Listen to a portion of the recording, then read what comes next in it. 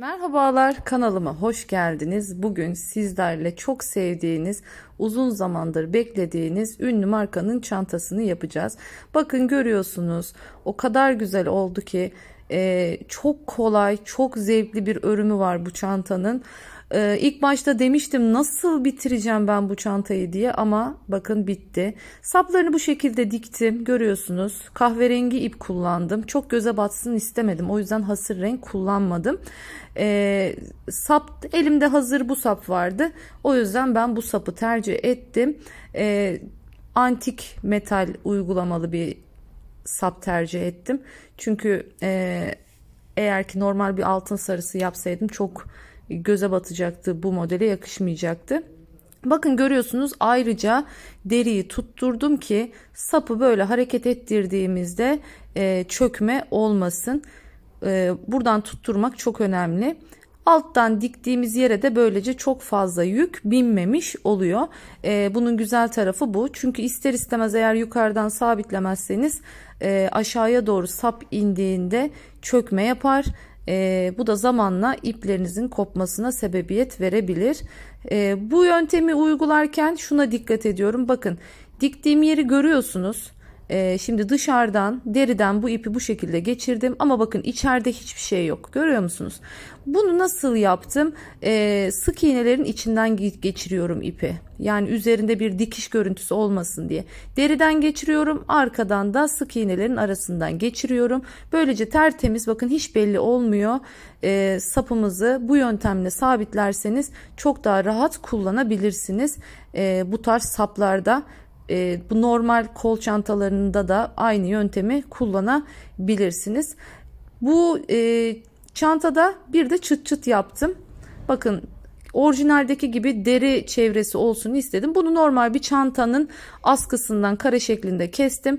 Metalleri monte ettim ve elimde diktim deriyi. Makinede dikemiyoruz çünkü kaymıyor. Bizim makinelerimizde deri dikilmiyor. Bu şekilde elinizle deriyi dikerek şık bir görüntü elde edebilirsiniz. Burada dikkat edeceğiniz nokta, astarı bu deri mıknatısın altından itibaren dikmeniz. Böylelikle çok daha şık görünecektir çantanın ağız kısmı diyorum. Bakın görüyorsun, son derece güzel, kullanışlı bir çanta olmuş oldu. Ben çok severek ördüm. Umarım siz de severek örersiniz bu modeli. Oldukça geniş, iç hacimli, gerçekten son derece güzel oldu. Bakın gösteriyorum, tam buradan astarınızı dikerseniz son derece muntazam olacaktır. Aynı zamanda sapları diktiğimiz iplerin de görünmesini bu şekilde engellemiş olacağız. Bakın, evet, iplerimiz böylece gizlenmiş olacak. İç hacmi kocaman, görüyorsunuz. Ben çok beğendim bu çantayı. Umarım siz de severek örersiniz. Kanalıma hala abone olmadıysanız, kanalıma da abone olursanız çok çok mutlu edersiniz beni. Beğenilerinizi, yorumlarınızı mutlaka bekliyorum, desteklerinizi. Abonelikler biliyorsunuz tamamen ücretsiz. Bu çantanın içine orijinalde bir çanta dikip koymuşlar, ama ben normal astar yapacağım, daha kullanışlı olması açısından. Ama eğer ki o kesenin dikimini, fermuarlı kese dikimini merak ediyorsanız, onu da bir sonraki videomda bulacaksınız. Bakın, yan taraflarını körüklü şekilde çalıştım. Orijinalde bu şekilde olduğu için ben de aynı onun gibi içe doğru katladım. Köşelerde arttırma yaptığımız için bu kavisli görüntüyü elde edebiliyoruz bu modelde. Siz dilerseniz düz de bırakabilirsiniz. Tamamen tercihe kalmış diyorum. Gerçekten son derece güzel, son derece kullanışlı bir kol çantası. Ölçülerini de hemen söyleyeyim. Eni 40 santim, boyu da 35 santim çantamızın. Yan körükler buna dahil değil yalnız. Onları dahil etmedim. Eğer onları da dahil ederseniz muhtemelen eni 50 santimi bulacaktır. Son derece güzel, kullanışlı çantamızı haydi örmeye başlayalım. Evet, başlayalım o zaman. Şimdi 121 tane sık iğne yapmamız gerekiyor. Bunun için 121 tane zincirimi hazırladım. Bir tane de yükseklik için, yani yukarıya çıkmak için zincirimiz. Yani şöyle döndüğümüzde bu onun yukarı çıkmasını sağlayacak. Yani toplam ne oldu? 122 tane zincir olmuş oldu. Zincirlerimi ne gevşek ne sıkı, tam böyle orta çekiyorum. Şimdi bu çantanın kenarı olacak. Kenarımızın düzgün olması için şöyle çeviriyoruz arkayı. Arkada bakın şu küçük küçük böyle ortada tepecikler var. Bunlara batarak ilerleyeceğiz. Bakın tam şu şekilde giriyorum. İlk başta biraz zor gelebilir. İlk sıramız biraz bu şekilde. Ama sonrasında zaten sık iğnelerin üzerine batarak gideceğimiz için herhangi bir sıkıntı olmayacak. İşimiz kolaylaşacak. Bakın şu topuzları şöyle tırnağımla açtırıyorum. Dediğim gibi çok gevşek, hani buralara rahat batmak için çok da gevşek çekerseniz bu sefer de tabanı uç kenar kısmınız geniş, örneği yukarı ördükçe daralma yapar. O da hoş bir görüntü oluşturmaz. O yüzden yukarısıyla aşağısının eşit olması için ilk sırada bu zahmete katlanacağız.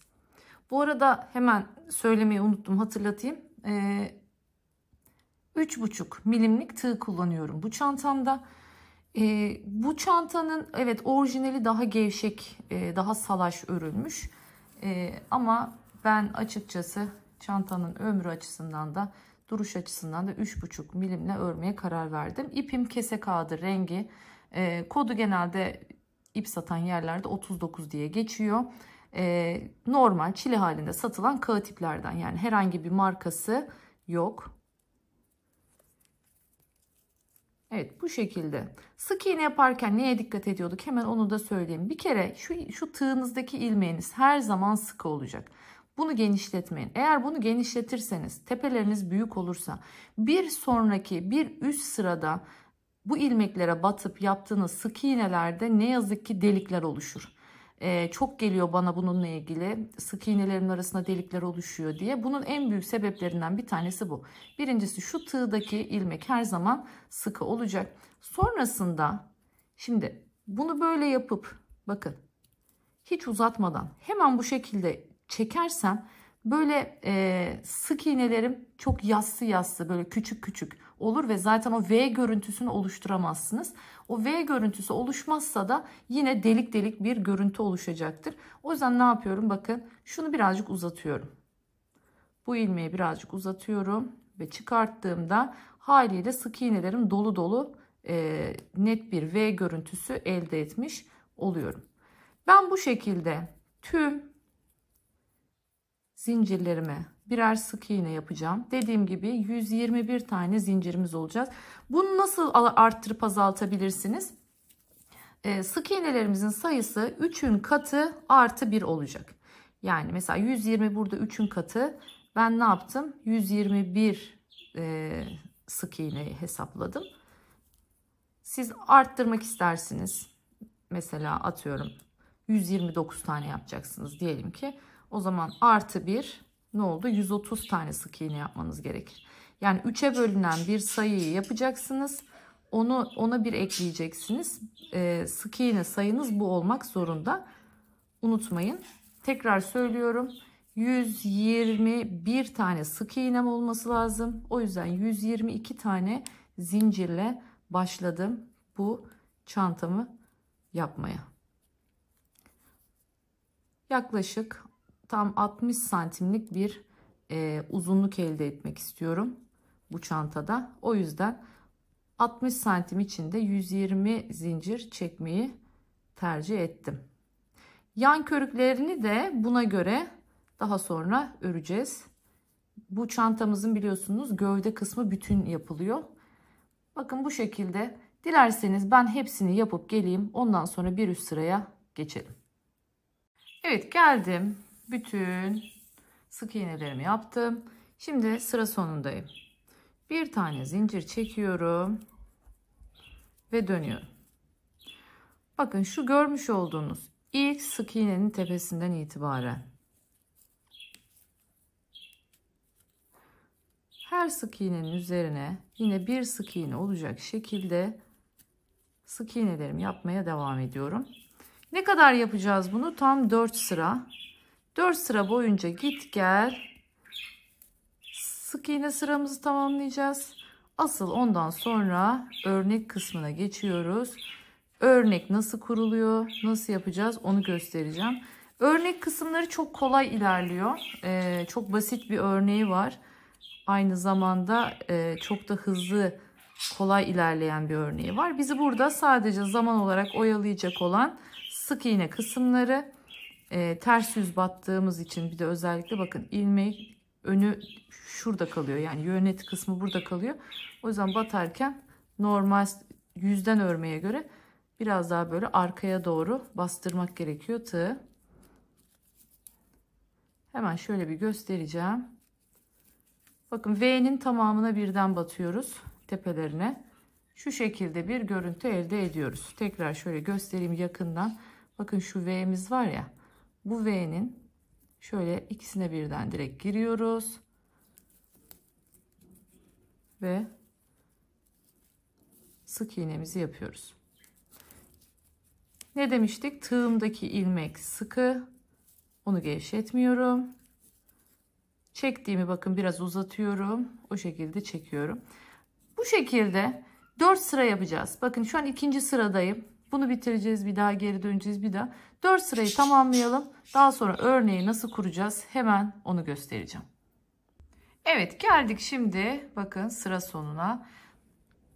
Burada ne yapıyorum? Şöyle bir tane zincir çekiyorum ve dönüyorum. Döndüm. Uzattım. Bakın. Şimdi aynı şu noktaya, yani ilk sık iğneye giriyorum ve tekrardan uzatıyorum. Bakın bunu bu şekilde bir toplayıp tekrardan zincir çekiyorum. Görüyorsunuz, bu şekilde uzun fıstık benzeri bir yapı elde ettik. Bunu tekrar uzatıyorum. Bakın buradaki bu yapmış olduğum boşluk var ya, buraya şu görmüş olduğunuz boşluğa giriyorum. Sık iğne, yani bu aslında bir nevi zincir. O zincir boşluğuna giriyorum. Tekrardan uzatıyorum. Bakın uzatıyoruz. Ne yaptım? Bir kere doladım. Bakın şurada 2 tane bacak var. Bir tane de doladığım var şimdi. Bakın tutuyorum bunu. Çünkü tutayım ki küçülmesinler. Şimdi ilk başta batmış olduğum yere giriyorum. Tekrardan bakın uzatıyorum. İyice uzattım. Bir daha bakın tek yaptım. Yani 2 kere girmiyorum aynı yere. Tekrar ipimi doladım. 1-2 tane atlıyorum. Ve 3. yere tekrar giriyorum. Bunu da uzattım. Şimdi hepsini birden toplayıp bir zincirle sıkıştırıyorum. Bakın şu şekilde oluşturmuş olduk şeklimizi. Şimdi tekrardan uzattım. Bakın aynı yere tekrar ipimi dolamadım yalnız. Sadece uzattım. Aynı yere tekrar girdim. Uzattım.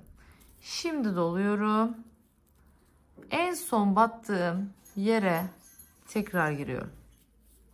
Uzattım. İpimi doladım.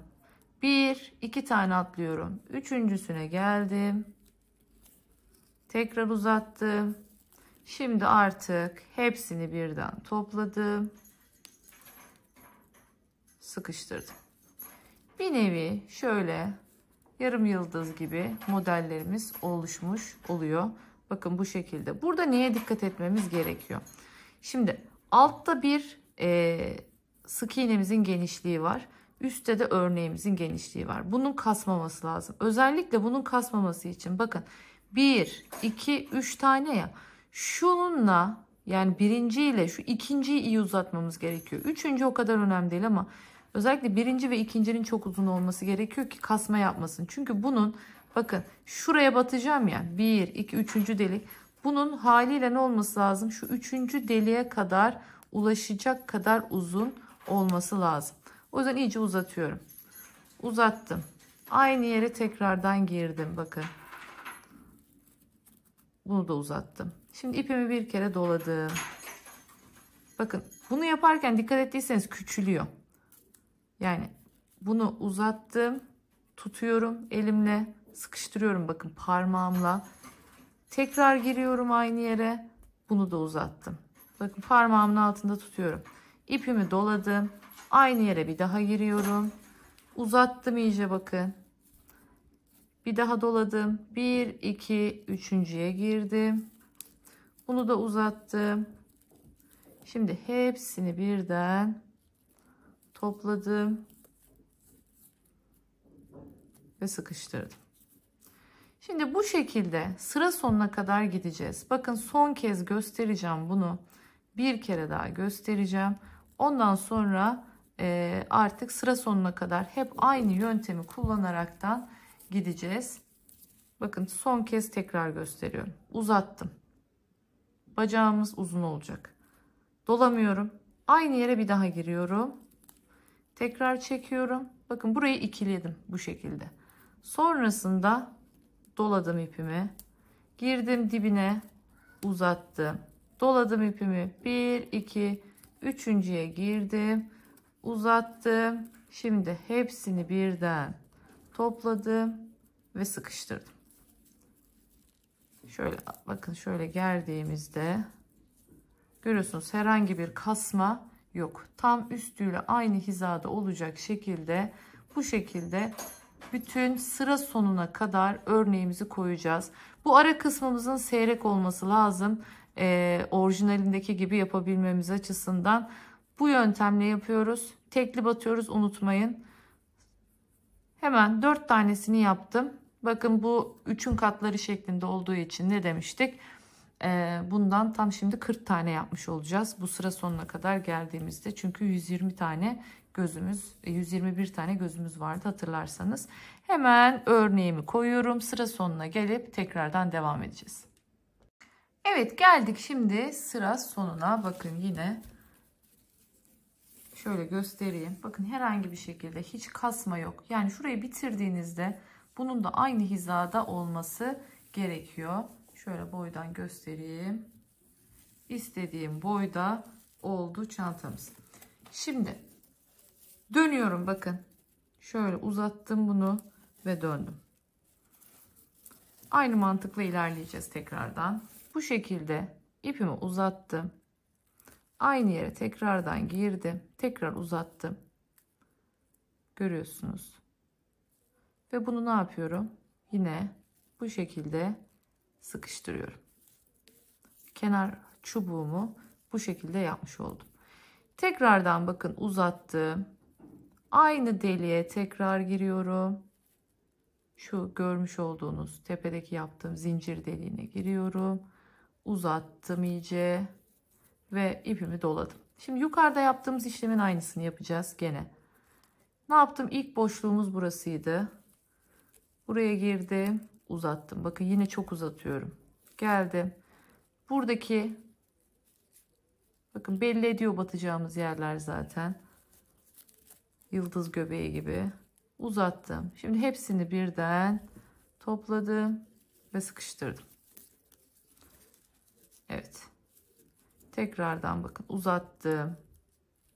Görüyorsunuz. Buradaki tepede oluşan deliğe girdim. Uzattım. Bir tane doladım. Bakın hemen dipteki boşluğa geldim.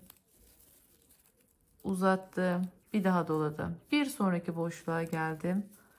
Uzattım. Şimdi hepsini birden topladım. Yani bir alttaki sıradaki yaptığım şeyin aslında aynısını yapıyorum. Yani şöyle bakın, baktığınızda şu 1, 2, üçlüleri ne yapmış oluyorsunuz? Görmüş oluyorsunuz. Şöyle şu tarafından da bakın. Şu böyle üçlü gibi bir model oluşmuş oluyor. Uzattım, girdim dibine, çıkarttım bir tane daha, doladım ipimi, geldim. Bakın hemen aynı hizada alta geldim, girdim boşluğa, uzattım, doladım. Ne yapıyorum? Bir sonraki girdim, hepsini bir topladım. Uzattım, girdim dibindeki boşluğa, uzattım, doladım bir kere, indim aşağıya, bakın dibe, yıldız göbeğine girdim, uzattım, doladım, bir sonrakine girdim, uzattım, hepsini bir topladım ve örneğimi tamamladım. Şimdi hemen bitirip geliyorum. Yine aynı şekilde sıra sonuna kadar bir üst sıraya geçtiğimizde tekrardan sık iğnelerimizi kurmaya başlayacağız. Onları nasıl yapacağız? Hemen onu da göstereceğim. Sonrasında artık istediğim genişliğe gelene kadar, eni istediğim boyuta gelene kadar ne yapacağız? Örmeye devam edeceğiz. Tahmini olarak ya 40 santim falan bir yapacağım, bir bakacağım. Duruma göre sonrasını zaten siz hemen akabinde öğrenmiş olacaksınız.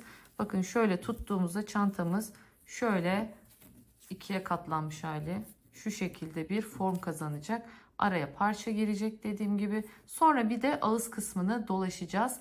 Bir miktar yaklaşık bir 5 santim kadar da sık iğne ile normal düz şekilde ağzını kapatacağız. Bakar mısınız ne kadar güzel oldu. Uzatmalar çok önemli. Lütfen uzatın. Yoksa dediğim gibi bu örnek buraya böyle toplanır. Burası yayık kalır. Burası sıkı kalır. Sonra üstünde tekrardan sık iğneleriniz yayılır. Hiç korkmayın. Uzatın. Bu ara kısmının zaten örneği bu şekilde salaş bir örnek. Son derece güzel oluyor üstünde tamamladığınızda. Hemen sıra sonuna kadar geliyorum. Sık iğne sıramızı nasıl yapacağız onu da gösteriyorum ve sonra istediğimiz uzunluğa gelene kadar aralarda hep 4 sık iğne yapacağız. Örneği koyacağız. 4 sık iğne yapacağız. Örneği koyacağız. Bu şekilde ilerleyecek modelimiz. Evet, geldik şimdi sıra sonuna. Bakın bitirdik. Şu kenar hattımızı görüyorsunuz. Normal düzgün bir şekilde oluşturduk. Şimdi burada hemen bir tane zincir çekiyorum ve dönüyorum. Döndüm. Bakın şu ilk biliyorsunuz böyle yuvarlak bakın boşluklarımız var. İlk boşluğun içine hemen bir tane sık iğnemi yapıyorum. Sonrasında şimdi şöyle çevirdiğinizde göreceksiniz. Şu tepede bakın gevşek şu ikişer tane. Şöyle tepelerde görüyorsunuz. Hep 2 tane. Şu bacakların içini sık iğne ile dolduracağız. Her bu bakın 2 bacağı birden aldım. 1 2 tane sık iğne yapıyorum. Yaptım sık iğnemi. Geldim bakın yine göbek yıldız deliğine geldim. Yaptım burayı. Geldim yine bacağa. Bakın şu üstte görmüş olduğunuz 2 bacak. Hemen 1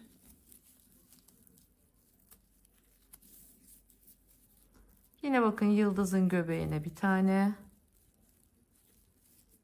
Bacağa 2 tane. Yani alttakinin aynısını yapıyoruz. Hatırlarsanız biz bu bacakları yaparken 2 tane atlıyorduk. Altta 2 tane atladığımı bakın tam görüyorsunuz. Burada altta 2 tane boşluk var. Üstünde 2 tane var. Şöyle indiğinizde hep aynı hizada. Böylece göz sayımız ve örgümüzün simetrisi hiçbir zaman bozulmamış oluyor. Dediğim gibi artık mantık anlaşıldı diye düşünüyorum. Şimdi 4 sıra yine sık iğne. 4 sıra sık iğneden sonra tekrardan örneğimizi koyacağız.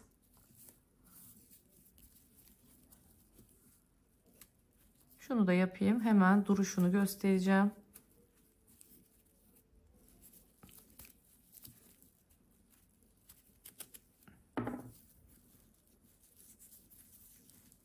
Evet, bakın görüyorsunuz. Dümdüz düzgün bir şekilde örneğimizi kurmuş olduk. Orijinaldeki örneğimizi yapıyoruz. Tekrar söylüyorum. Birebir aynısını yapıyoruz. Burada görmüş olduğunuz sık iğnelerimizi şimdi sıra sonuna kadar getiriyorsunuz. Yine bir zincir çekip dönüyorsunuz. 4 sıra sık iğnenizi yapıp artık tekrardan sıfırdan videoyu burada tekrardan başa alıp tekrar baştan başlayıp yapabilirsiniz. Şöyle çok fazla yorum geliyor. Bazen çok uzun gösteriyorsunuz diye, bazen de çok kısa gösteriyorsunuz diye. Yani ne yazık ki memnun etmek birazcık zor. Burada tekrar söylüyorum, YouTube bizim için her imkanı sağlamış. Geri gelin tekrar izleyin. Yani bundan 12 tane yapmamla 4 tane yapmam arasında hiçbir fark yok. 4 tane yaptıysam ve yeterince oturtamadıysanız geri sarın tekrar, geri sarın tekrar izleyebilirsiniz. Mesela burada bunu yaptınız. Şimdi tekrar örneği koyacağız. İlk kez yapanlar nasıl koymuştuk unutabilir. Burada videoyu geri sarın. Şu başladığım yere tekrar bakın ve tekrardan aynı şekilde örneğinizi koyun.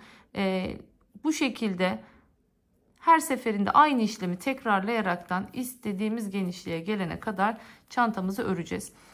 Evet, çantamızın artık sonuna yaklaşıyoruz. Bakın bu tarafını ben birleştirdim. Şöyle göstereyim.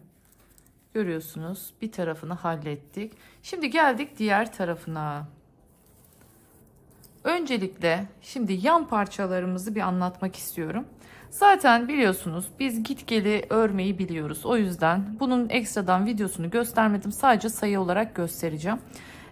Burada toplamda bakın 3, 6, 9, 12, 15, 17 tane sık iğnemiz var. Yani 18 zincirle başlıyoruz. 17 sık iğne yapıyoruz. Git gel 50 sıra örüyoruz.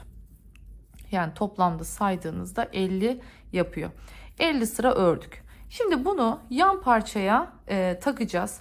Şöyle tek bir şey değiştirdim. Onu hemen söylemek istiyorum. Biliyorsunuz başlangıçta 4 sıra sık iğne yapmıştık. Ben bir sıra daha ekledim. Yani 5'e çıkarttım şu başlangıcı. Zaten burası bizim bitiş yerimizdi. Burayı aynen bakın. Şöyle bakayım neresi? Burası bizim bitiş yerimiz. Son sırayı 5. sırayı dolaştım. Aynı şeyi burada da yaptım. Başlangıçtan bir gördüğünüz üzere bir sıra daha dolaştım. Şurayı biraz daha çantamın enini birazcık daha büyütmek istedim. Bu şekilde. Şimdi gelelim artık parçayı nasıl ekleyeceğiz. Şöyle bakın 5 sıra yaptığımızda zaten bu şekilde burada bitiyor. Yani tam ekleyebileceğimiz şekilde parçayı yapmış oluyoruz. Şöyle şu kısmı şurası ağza gelsin istiyorum. Bu şekilde başlayacağım şimdi birleştirmeye. Birleştirirken klasik sık iğne yöntemini kullanacağız. Burada ilmek kaydırma yapmıyoruz. Çünkü şu çıkıntı formunu oluşturmaya çalışıyoruz. Bakın şu kenarın şöyle içeride kalmasını, şurada şu çıkıntının oluşmasını istiyoruz. O yüzden bu şekilde ilmek kaydırma ile değil sık iğne ile birleştireceğiz. Bakın tekrar gösteriyorum. Şu ilmekler yukarıda olacak şekilde şimdi birleştirmeye başlayacağız. İpimi şu tarafa alayım. Gerçekten son derece kolay, keyifli örmesi. Şöyle parçanın büyük olması gözünüzü korkutmasın. Benim açıkçası korkmuştu ilk başta. Yani ay dedim bu biter mi? Ama böyle 4 sıra sık iğne yapıp örneğe geçiyorsunuz ya, böyle hemen sık iğne bitireyim, şu örneği de yapayım, şu işte sık iğnesini bitireyim, bir diğer örneğe geçtim derken çok bir bakıyorsunuz gerçekten hemen bitivermiş. O anlamda örmesi son derece zevkli.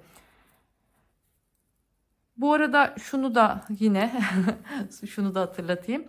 Orijinalinde demiştim size hatırlarsanız 6 tane var diye. Bizim yaptığımızda 6 tane değil 7 tane oldu. 3,5 milimle ördüğüm için. Bakın şöyle göstereyim. Bizimkinde toplamda 7 tane var. Bu sık iğneyi de yaptığım zaman genişliğini hemen söyleyeceğim. Parçamın genişliği bu şekilde 39 santim olmuş oldu. Orijinali 40 santim diyor ama yanlarıyla beraber mi 40 santim, ön parçası mı 40 santim, onu o konuda bir bilgim olmadığı için ben ön parçayı 40'lamayı tercih ettim. Şimdi bakın şu şekilde ipi arkaya aldım. Şimdi şuradan ilk biraz daha yakınlaşsak daha iyi olacak sanki. Evet. Bakın şu ilk sık iğneden giriyorum tekrardan. Aynı şekilde bunu alıyorum. Bunun da bakın şu tepedeki ilk sık iğne var ya, Bunun da aynı oraya giriyorum. Tabii ikisine birden giriyorum. İlk başlangıç için bakın şöyle göstereyim. Bunun da sık iğnesine, bunun da ilk sık iğnesine girdim. Çıkarttım. İkisini birden çektim. Şimdi geldim buraya, ikincisine geldim. Bakın burada nerelere batacağız? Her seferinde şöyle göstereyim. Bakın bu hepsinin her sırada bir şurada gireceğimiz bir boşluk var. Görüyorsunuz değil mi? Şöyle şu şekilde. Hep buralara giriyoruz. Yani her sırada buradaki sık iğnenin karşısına oradaki sık iğne boşluğu neresiyse oraya giriyoruz. Şimdi burayı çok gevşek yapmamaya çalışın. Çünkü arkada ister istemez kötü bir görüntü oluyor. Gevşek yaparsanız şuralar kötü görünüyor yani. O yüzden çok gevşek yapmamaya çalışın. Burada asıl olay köşede. Köşelere şimdi ne kadar nasıl battığımızı göstereceğim.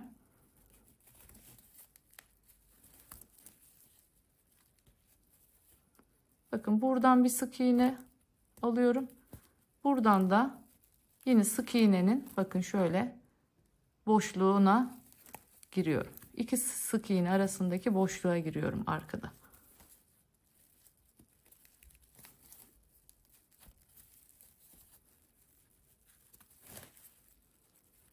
Sap olarak deri sap takmaya karar verdim.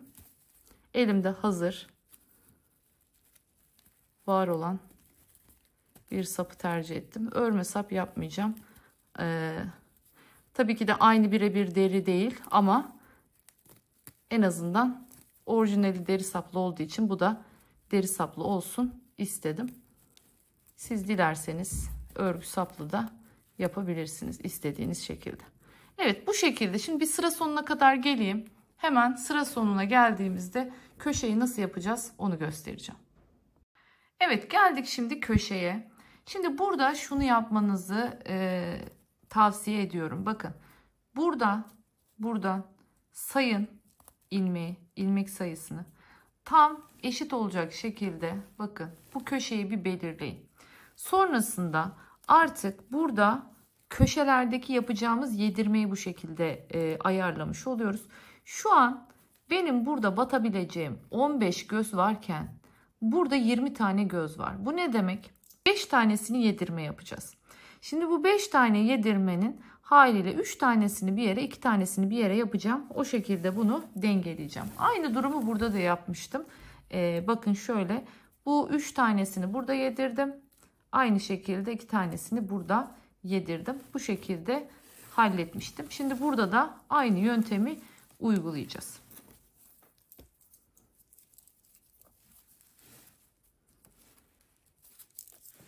Arttırmalar aynı yere denk gelsin. O yüzden buraya bir 2 tane yedirelim. Nasıl yediriyoruz ona bir bakalım.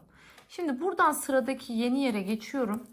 Ama burada yeni ilmeğe geçmiyorum. Yani bir önceki bakın bunu girmiş olduğum batmış olduğum tam köşe ilmeğine burada tekrardan giriyorum. Burası başlangıç yeri olduğu için biraz zor oluyor. Delikler daha küçük çünkü başlangıçta. Evet. Bakın bu şekilde bir tane bir daha yapacağım. İlmeğim büyük oldu.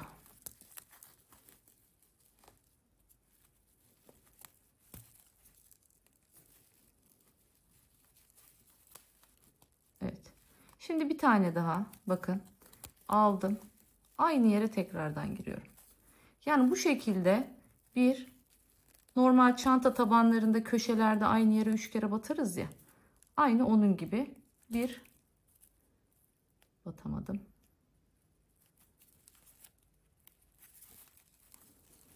Evet. Böylelikle bu köşeyi dönmüş olduk. Şimdi yan yana devam ediyorum birleştirmeye. Normal. Bunun yanındakine girdim bakın. Şimdi buradaki ilmeğin de yanındakine gireceğim. Yalnız dikkat edin. Burada şunun içine çok battığımız için yanındaki ilmek bazen böyle kayboluyor gibi oluyor. Ona dikkat edin. İlmek atlamayın yani.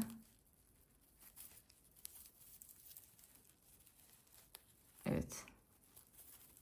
Sıradakinden devam ediyorum. Bu bizim başlangıç ilmeklerimiz olduğu için çok sıkı.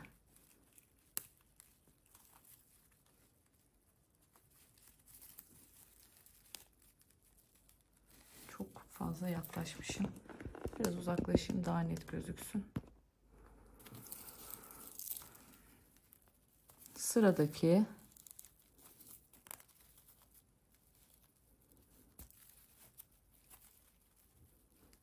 burada batmakta çok fazla, eğer benim gibi eliniz sıkıysa, zorlanırsanız bu dip kısmını yaparken normal 3 milimlik tığa geçebilirsiniz.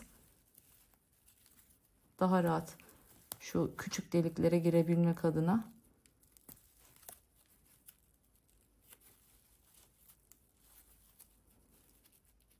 Evet, şimdi geldik köşeye. Bakın. Şimdi buradaki 4 taneyi köşedeki aynı ilmeğe yapacağım. Bakın birincisiyle başlıyorum.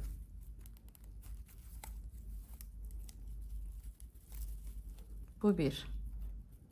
Geldim ikincisi.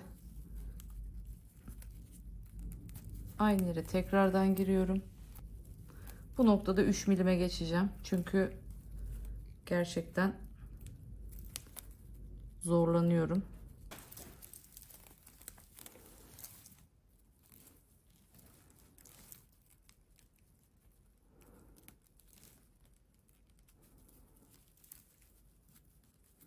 Evet, 2.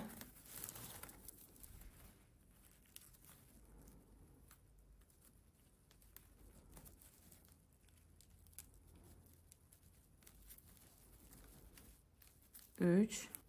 Bakın dördüncüyü artık aynı noktaya zorlamıyorum. Yanındakine giriyorum. Böylece tam tamına artık sayıyı oluşturmuş oldum. Şimdi bu köşe duruşunun şeyi şu.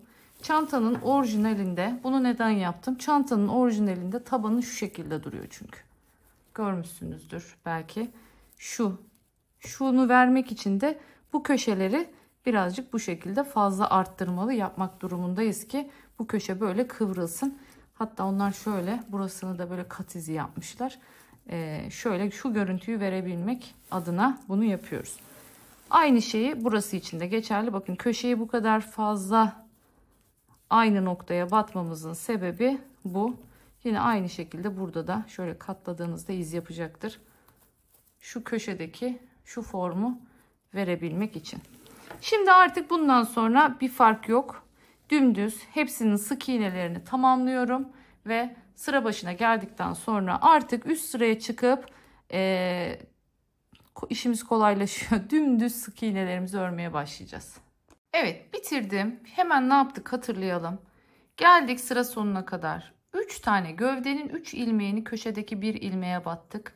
Devam ettik. Yine aynı şekilde gövdedeki 3 ilmeği köşedeki ilk ilmeği, şu görmüş olduğunuz tam köşedeki yere 3 tane battık. Yani şu köşeyi çevirmiş olduk bu şekilde. Geldik şimdi artık sıra sonuna. Bitirdik. Bakın artık ne yapmaya başlayacağız? Normal sık iğnelerimizi yapmaya başlayacağız. Şimdi burada bir tane zincir çekiyorum. Hemen yanındaki boşluktan giriyorum. Artık bir sıra boyunca sık iğneleri yapacağım ve sonrasında üst sıraya nasıl çıkıldığını göstereceğim. Bakın yine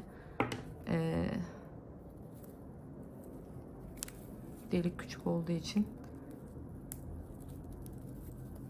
girmekte zorlandım. Hemen böyle durumlarda küçük bir tığla buradan yardım alabilirsiniz. Evet, bakın burada delik birazcık büyük olmuş.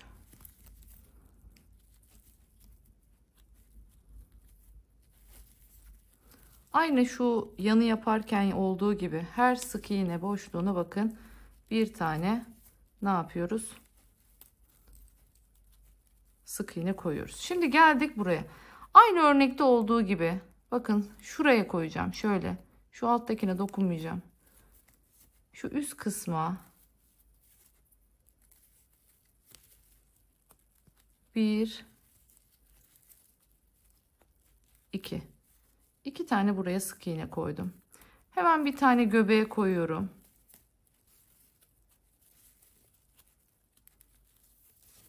Aynı şekilde geldim. Bakın buraya. Buraya da 2 tane.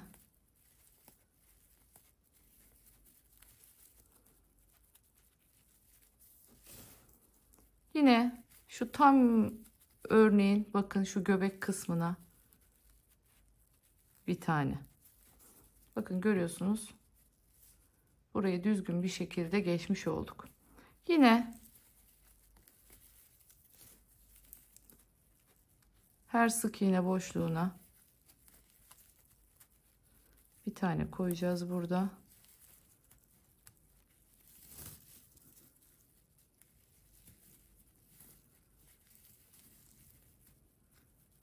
Dört tane koymuş oldum buraya. Geliyorum yine bunun şu üst ipine.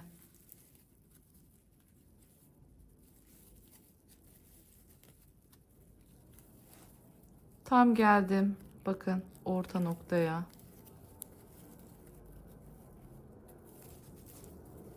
Yine aynı şekilde. Şöyle bakayım nereye batabiliyorum. 1 2 tane buraya. Bir tane yine yıldız göbeğine. Şimdi sık iğne boşluklarındayım. 1 2 3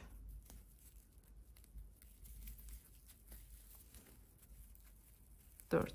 Bakın mantık hep aynı. Anlaşılmıştır diye umuyorum. Şu örnek kısımlarına 5 tane koymuş oluyoruz toplamda. Aralara 4 tane koymuş oluyoruz.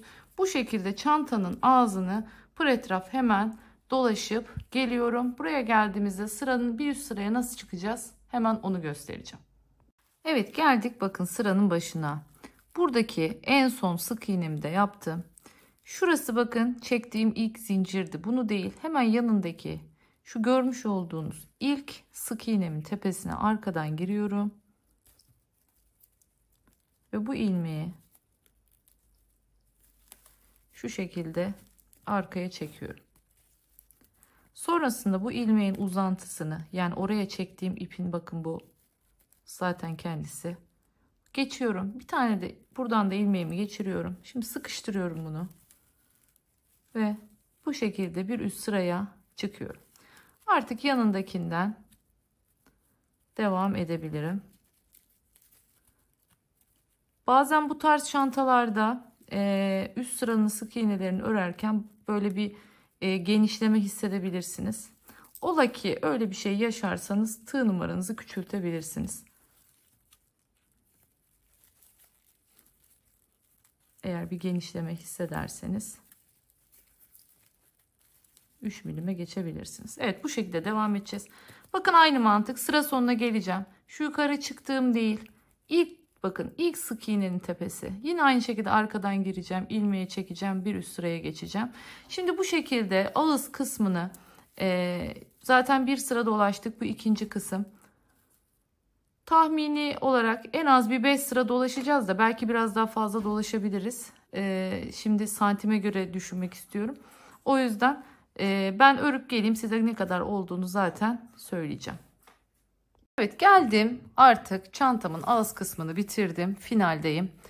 Ne kadar ördüm hemen onu da söylemek istiyorum size. Toplamda 1, 2, 3, 4, 5, 6, 7 sıra sık iğne ördüm. Burada ağız yüksekliğini tabii ki de siz daha fazla olsun isterseniz daha fazla örebilirsiniz. Ya da daha az bırakabilirsiniz ama bundan azını da tavsiye etmiyorum. Ağız kısmının çok da ince olması hoş gözükmüyor. Şimdi artık Bakın sıra sonuna tekrar geldim. Burası benim görüyorsunuz birleşim yerim. Buraya geldiğimde şimdi ilmek kaydırmaya geçeceğim için artık burada herhangi bir şekilde üst sıraya geçmiyorum. Hemen şu görmüş olduğunuz ilk sık iğnemin tepesine giriyorum ve ilmek kaydırıyorum. Hemen yanına giriyorum, ilmek kaydırıyorum. Şimdi bu şekilde sıra sonuna kadar çantamızın ağzını ilmek kaydırmayla dolaşacağız. Şimdi bu çantada herhangi bir ağız detayı yok. Normalde boş bırakılmış aslında. Ama ben yine de bir ilmek kaydırma dolaşmak istedim. Çantamızın ağzının daha sağlam, daha dik durabilmesi açısından. Şöyle bakın bu şekilde ilmek kaydırmayla çok rahat bir şekilde ilerliyoruz. Bakın bu şekilde.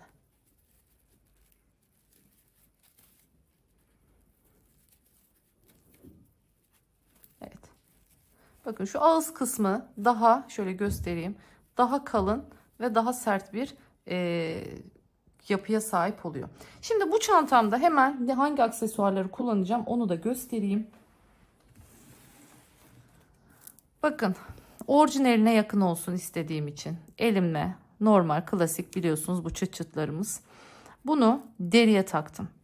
Yani içinde bunlar normal saplardan vesairelerden ya da parça derilerden kullanabilirsiniz. Bu şekilde ben deriye taktım. Tabii ki de takmak takmamak sizin tercihiniz. Olabildiğince en yakın şekilde yapmaya çalıştığım için içinin bunları bu şekilde dikeceğim iç kısmına. Sap olarak elimde bu sap vardı. Ben bu sapı tercih ettim. Bu sapı seviyorum ben. Güzel görünüyor ve kullanımı da kolay oluyor açıkçası. Çünkü şu şekilde bakın hareket edebildiği için böyle rahat bir şekilde şöyle çantanın üstüne dökülebiliyor sap. O yüzden elimde bu vardı, bunu takacağım. Şöyle bakın yer olarak da göstereyim nasıl takacağımı. Şu şekilde tam olarak şu şekilde takacağım bu araya. Yani ortada 3 motif olacak. Kenarlarda ikişer motif olmuş olacak. Bakın bu şekilde 7 tane yapmış olmamız da bize bu anlamda fayda sağlamış oldu. Boşluklara denk getireceğiz. Bunları da aynı şekilde dikeceğim. Dikerek tutturacağım. Ben bu tarz sapları diktiğimde normal dikiyorum ya buradan. Sonrasında şuradaki şu deri kısmı da çantanın buraya tutturuyorum mutlaka. Yani bu hareket ediyor ama derinin şu kısmını tutturuyorum. Şimdi bunun nedenini de söyleyeyim size. Çünkü eğer bunu tutturmazsam dikiş burada kalıyor ya. Bakın bu aşağıya böyle iniyor. Bu şekilde iniyor. Bu bir müddet sonra şuradan ipler esneyip uzamaya başlıyor. Bunun önüne geçmek için şuradan şu derinin olduğu yerden, hatta iğneyle gösterirsem daha rahat anlaşılır. Bakın şuradan deriyi, metal kısmı değil, deriyi tam taktığımız yerde şuraya, şu bölgeye sabitliyorum. Bu şekilde bakın sadece neresi oynuyor? Bu şekilde burası oynuyor. Bu daha sağlam bir şekilde buraya aparat tutmuş oluyor. Ancak siz böyle metal aparat değil de doğrudan direkt dikmeli çanta askılarından da kullanabilirsiniz. Şimdi hemen çantamın ağız kısmını örüyorum, geliyorum. Kapanışı nasıl yapacağız onu da gösteriyorum. Çantamızda işimiz bitiyor. Ben sonrasında sapları dikeceğim. Sapların normal kağıt iple dikeceğim. Yani kendi ipiyle dikeceğim. O yüzden belki bir tık çok böyle göze batmasını istemediğim için kahve tonuyla dikebilirim. Daha az dikkat çeksin diye. Buradaki dikişler hasır olmasın diye belki yapabilirim. Belki kendi rengiyle de dikebilirim. Daha henüz ona karar vermedim. Saplarımı takıyorum. Çıt çıtımı takıyorum. Ve dediğim gibi finalde artık çantamızı bitirmiş oluyoruz. Şimdi bu çantaya ben astar yapacağım. Söylemiştim videonun içinde de. Şimdi artık nereden takacağımı gösterebilirim. Bakın bu çantanın orijinalinde biliyorsunuz içinde normal bir çanta var. Yani fermuarlı bir çanta var. Ancak Şimdi onu içini biz tabii ki de böyle kumaştır vesairedir ya da yastıktır falan doldurmayacağız. Yani içine eşyalarımızı koyacağız. Haliyle o çökecek. Yani çantanın dibine çökecek. Ve içini açtığımızda eşyalarımızı onun içinde bulmakta çok daha fazla zorluk çekeceğiz. Onun yerine o kadar da aynı olmasın orijinaliyle diyorum. Ve içine bunun astar yapacağım ben. Yani normal klasik astar takacağım. Bu astarı takarken de şu ağız kısmına takmayacağım. Bakın şu ağız kısmı açıkta kalacak. Burada zaten şu şekilde deri çıt çıtımız olacak. Bakın bunu da takması çok kolay. Çünkü tam orta noktanın hizasına getireceksiniz. İşiniz çok kolay olacak. Bunu buraya takacağım. Astarı hemen şuradan. Bakın şu görmüş olduğunuz şu birinci sıranın ya da ikinci sıranın, yani en fazla bu kadar diyeyim. Bu kısma takacağım astar kısmını. Ağız kısmını açıkta bırakacağım. Onu da söylemiş olurum. Yani ağza kadar astar yapmayın. Şuradan aşağıya astarlamanız yeterli olacaktır diyorum. Gerçekten son derece güzel. Ebatları inanılmaz güzel oldu. Yani sanki gidip çantacıda orijinalini ölçmüşüm gibi son derece orijinale yapabildiğimin en yakınını, hatta bence çok daha güzelini yaptık. Sizinki de eminim öyle olacak.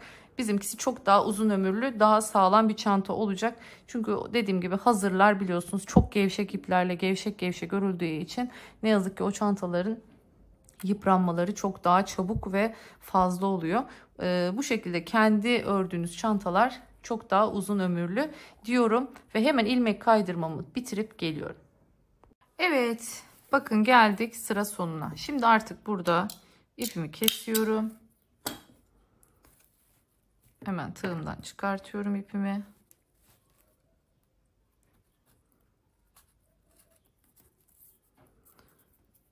Takıyorum iğnemi. Şimdi bu ilmek kaydırma görüntüsünün devamını yapacağız. Onun için bakın şuradaki ilmekten şöyle giriyorum. Aynı ipin çıktığı yerden bakın arkaya tekrardan geçiyorum. Görüyorsunuz, ağızdaki ilmek kaydırma görüntüsünü devam ettirmiş olduk. Şimdi bunu aşağıya iniyorum.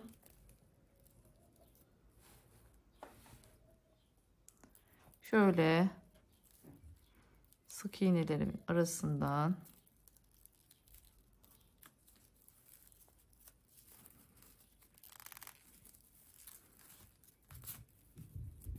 bu şekilde gizliyorum.